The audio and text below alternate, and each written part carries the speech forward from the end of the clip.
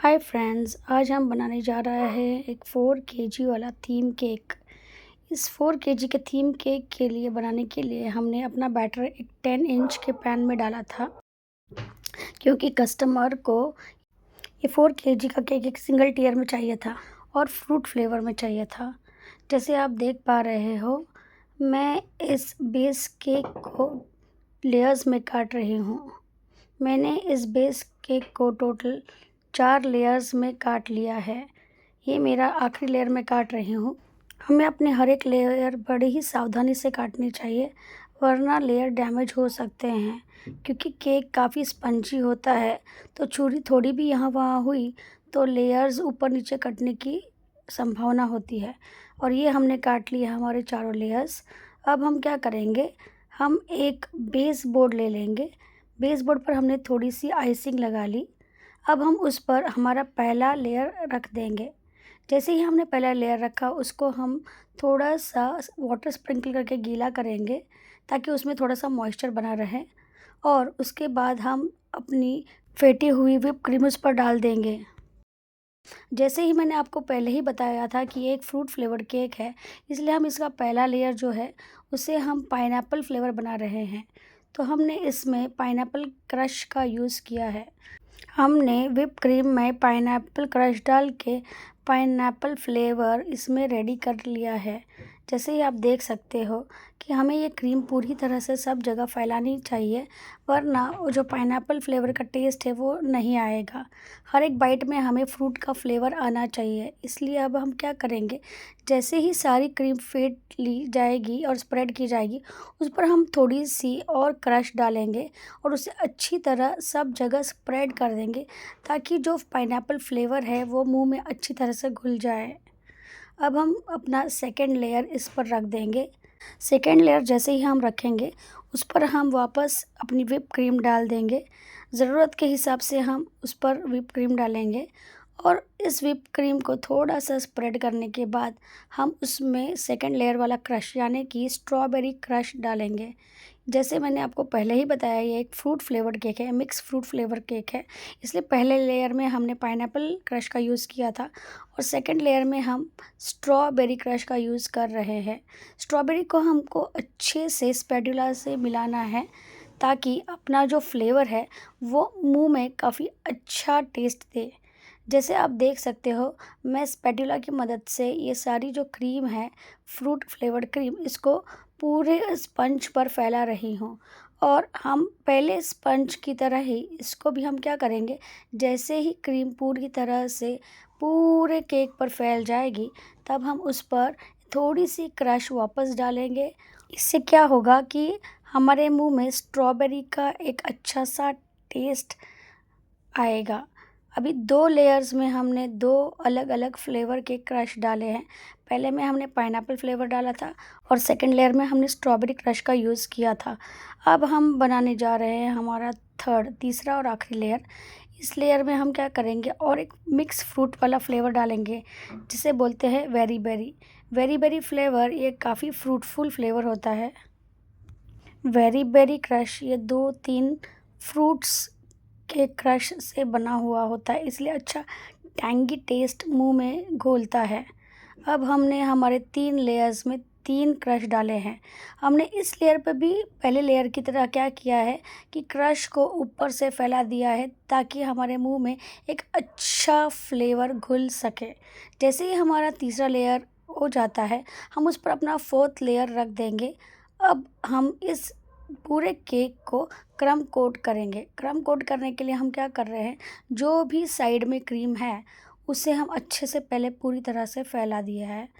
उस क्रीम को फैलाने के बाद हम ऊपर थोड़ी क्रीम लगा रहे हैं। इस क्रीम को भी हम अच्छे से सारी जगह फैला रहे हैं। जैसे कि आप देख सकते हो, हम कहीं भी कुछ जगह नहीं छोड़ रहे हैं। स्पैटुला की मदद से हम सारी और क्रीम फैला रहे हैं। दोस्तों, ऐसे करने से क्या होता है ना, जो भी केक के क्रम्स वगैरह होते हैं वो ऊपर की लेयर्स पर नहीं आते। इस क्रम कोट में वो वहीं चुप जाते हैं। तो क्रम कोट करने का यह फ़ायदा होता है कि जितने भी क्रम्स होते हैं केक के, जब हम केक काटते हैं तो उसमें छोटे छोटे केक के कण निकल आते हैं, वो सारे कण इस लेयर्स में छुप जाते हैं, तो हमको ऊपर की आइसिंग करने में कोई दिक्कत नहीं होती। अब मैं एक स्क्रैपर की मदद से क्रीम को हम अच्छे से स्मूथ कर रहे हैं। स्क्रैपर हमें स्मूथ फिनिश देने के लिए एक अच्छी मदद करता है। अब जैसे मैंने आपको बताया था, ये एक थीम केक है, तो इसलिए इस थीम केक को बनाने के लिए मुझे 2 कलर लेयर्स की आवश्यकता है। तो मैंने जो नीचे वाला लेयर है उसे येलो कलर में पाइप किया है, और जो ऊपर वाला लेयर है, जैसे आप देख सकते हो, वो मैं ब्लू कलर की क्रीम फेंट कर उसका लेयर बना रही हूँ। अब जैसे ही मेरा ऊपर वाला लेयर हो जाएगा लगाकर, मैं ये सारी ब्लू क्रीम ऊपर के लेयर्स में फैला दूँगी, ताकि पूरा जो केक है वो एक जैसा दिखे। जैसे आप यहाँ देख पा रहे हो, मैं ब्लू कलर की क्रीम पाइप कर रही हूँ। ये जो ऊपर वाला लेयर है, ये मुझे पूरा ब्लू बनाना है। जैसे आप देख पा रहे हो, मैं एक पाइपिंग बैग में रोज़ पेटल का नोज़ल डाला है, और उस रोज़ पेटल के नोज़ल की मदद से मैं ये ब्लू क्रीम केक के पूरे ऊपरी लेयर में फैला रही हूँ। जैसे ही ये पूरी क्रीम मैं पूरे केक पर फैला दूँगी, उस क्रीम के फैलने के बाद मैं अपनी स्पैटुला से ये क्रीम अच्छी तरह से स्प्रेड कर लूँगी, ताकि सारा जो ब्लू लेयर है वो एक जैसा लगे। ये करने के बाद मैं एक स्क्रैपर की मदद से साइड वाली क्रीम को मैं लेवल करना चालू करूँगी। जैसे ही स्क्रैपर हम घुमाने लगेंगे, वो क्रीम अपने आप लेवल होती जाएगी। आप देख रहे हो कि मैं एक हाथ से टर्न टेबल घुमा रही हूँ और दूसरे हाथ में स्क्रैपर पकड़ा हुआ है। ऐसा करने से दोस्तों क्या होता है कि जो दोनों कलर के लेयर्स हैं, जैसे कि येलो कलर और ब्लू कलर, दोनों अच्छे से मर्ज हो जाते हैं। और वो जैसे ही मर्ज हो जाएंगे, हम क्या करेंगे, फिर से अपना स्क्रैपर ऊपर की लेयर पर घुमाएंगे और ऊपर की लेयर को स्मूथ करना चालू करेंगे। स्क्रैपर हमें हर एक लेयर को स्मूथ करने के लिए मदद करता है। ये स्क्रैपर्स प्लास्टिक के होते हैं, इसलिए आसानी से क्रीम को स्मूथ कर देते हैं। जैसे ही हमने टॉप लेयर थोड़ा स्मूथ कर दिया, हम वापस से थोड़ा सा साइड लेवल स्मूथ करेंगे, फिर वापस से जितनी भी बची हुई थोड़ी ऊपर क्रीम जो दिखती है, उसको लेवल करना चालू करेंगे। इसे लेवल करने के लिए हम सारी क्रीम अपने और पहले खींचते जाएंगे, ताकि अपना जो लेवल है वो काफ़ी अच्छा दिखे। फिर ये एक थीम केक, जैसे मैंने आपको बताया था, ये थीम केक है। इस थीम में मुझे ग्रास की आवश्यकता है, और ग्रास बनाने के लिए मैंने ग्रीन कलर के क्रीम का यूज़ किया है। वो जो ग्रीन कलर की क्रीम मैंने बनाई है, उसे एक पाइपिंग बैग में मैंने डाल लिया है, और पाइपिंग बैग में एक ग्रास का नोज़ल डाला हुआ है। ग्रास के नोज़ल की मदद से मैं साइड में सारे ग्रास को पाइप कर रही हूँ।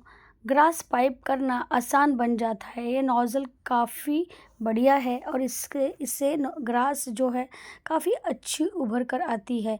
आप देख पा रहे हो कि मैं इस नोज़ल से पूरे केक पर ग्रास पाइप कर पा रही हूँ। ग्रास पाइप करने के बाद मैंने पेपर कटिंग से बर्थडे बॉय का नाम कट किया हुआ है। आप देख पा रहे हो, बर्थडे बॉय का नाम है कविश, और इस पूरे केक की थीम है डोरेमोन, इसलिए मैंने डोरेमोन और उसके अन्य साथियों के कटआउट्स काट कर रेडी रखे थे। आप देख पा रहे हो नोबिता और उसके दोस्त, मैं डोरेमोन के साथ ऊपर प्लेस कर रही हूँ, और उसके ऊपर मैं लगा रही हूँ डोरेमोन का बर्थडे टॉपर, जिस पे लिखा हुआ है हैप्पी बर्थडे। फिर हम सेम डोरेमोन का जो फेस है, उसको केक की फ्रंट की तरफ लगाएंगे। एक बड़ा ही प्यारा फेस है, जैसे आप देख पा रहे हो। उसी के बाजू में मैंने एक फेंस काट कर रखा हुआ है। इस फेंस में थोड़ी सी ग्रास और फ्लावर्स दिख रही है। अब हम सेम उसी तरह की फेंस केक के इस बाजू पर भी लगा देंगे। अब आप देख पा रहे हो कि ये जो फेंस है अच्छे से चिपक गई है। फेंस को लगाने के बाद हम क्या करेंगे, फिर से हम ग्रास नोज़ल का इस्तेमाल करेंगे, और अब हम ये ग्रास जो है वो नीचे की तरफ पाइप करेंगे। हम ग्रास नोज़ल की मदद से सारी ग्रास नीचे की ओर पाइप करेंगे, ताकि ये केक बड़ा ही प्यारा लगे। कुछ ही मिनटों में हमारी सारी ग्रास नीचे की ओर पाइप हो चुकी है। अब हम क्या करेंगे, बचे हुए जो कैरेक्टर्स हैं उनको यहाँ पर प्लेस कर लेंगे। देखिए हो गया ना रेडी हमारा प्यारा सा डोरेमोन थीम वाला केक। दोस्तों आप ही बताइए कैसे लग रहा है ये डोरेमोन थीम वाला केक। बड़ा ही प्यारा लग रहा है कि नहीं? आप मुझे कमेंट करके ज़रूर बताइए कि ये केक आपको कैसे लगा है। अगर आपको मेरा केक अच्छा लगा हो तो लाइक और शेयर ज़रूर कीजिए और सब्सक्राइब करना ना भूलिए। फिर मिलेंगे हम अगले वीडियो में, जहाँ पर हम ऐसे ही प्यारे प्यारे केक आपको बनाना सिखाएंगे। Bye bye.